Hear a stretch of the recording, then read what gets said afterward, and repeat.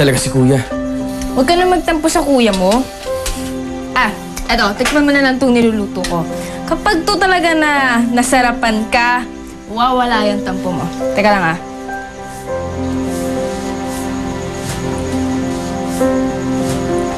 Init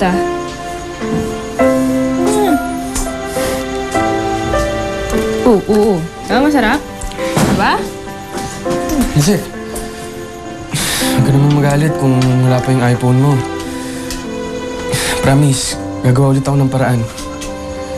Paano mo nga naman maasikaso yung iPhone ko? Iba naman yung inaasikaso mo ngayon.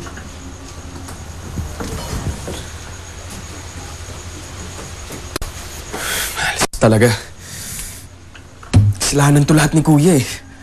Hindi ko tuloy mabigay-bigay kay Lizette yung iPhone na gusto niya.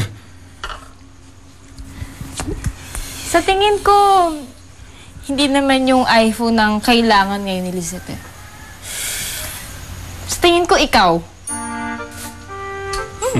Ako? Oo, ikaw. Alam mo, Grace, mukhang malabo yung sinasabi mo eh.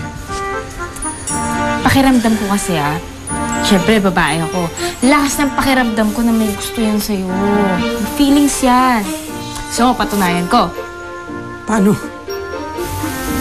Eh di, pagsasalusin natin siya. Paano naman natin gagawin yan? Abay, malamang kunyari magpapanggap tayo na mag-showta tayo, may relasyon tayo. Diba? Total, kinulungan mo ako noon. Ngayon naman, ako ang tutulong sa'yo.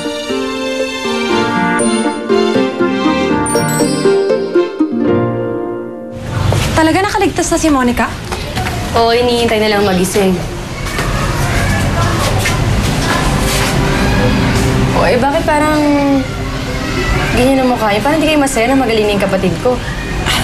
Siyempre masaya. Masaya kami kasi wala ka ng problema.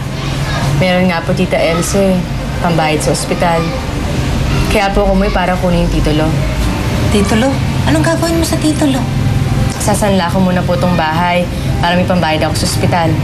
Nasaan na po yung titulo, Tita? Nasa City Hall pa. Naayos pa dun. Oh? Oo. Kailan daw ko marirelease yun? Kailangan ko yung pera. Naku, Sharina, parang matatagalan pa eh. Ganun po ba? Sige, maghahanap na lang ako ng mauutangan. Kunan ko lang po ng damit si Monica. Ma, di ba bago kayo umuwi, nung galing kayong City Hall, dala niyo na yung titulo ng lupa? Oo. At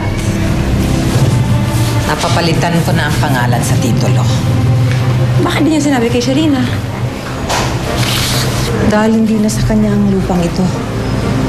Iba na ang may-ari. Sino?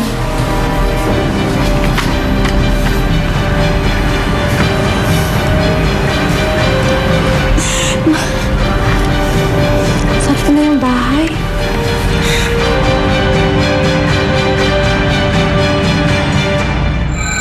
Pasensya na po kayo pero wala pa po akong mababayad eh. Baka naman po pwede niyo ako pagbigyan ng mga ilang araw pa po. According mo sa records ko, wala na kayong babayaran dito. May nagsettle na ho ng bill. Baka dumating na dito si Nelson. Hindi ho Nelson na nakalagay dito kundi Benji Castor po. Bakit sa dinami-dami pa ng katawan ng papasukan mo? Bakit ito ba? Ikaw ang dapat nagdurusa, hindi ako eh. Ikaw ang dapat sisihin nila. Ikaw si Benji! Hindi ako si Benji! Hindi ako si Benji! Hindi ko malinaw sa'yo. Di ba sabi ko ayoko na, tama na. Sarina, pakinggan mo muna ako. Ayoko na makinig sa'yo, Benji.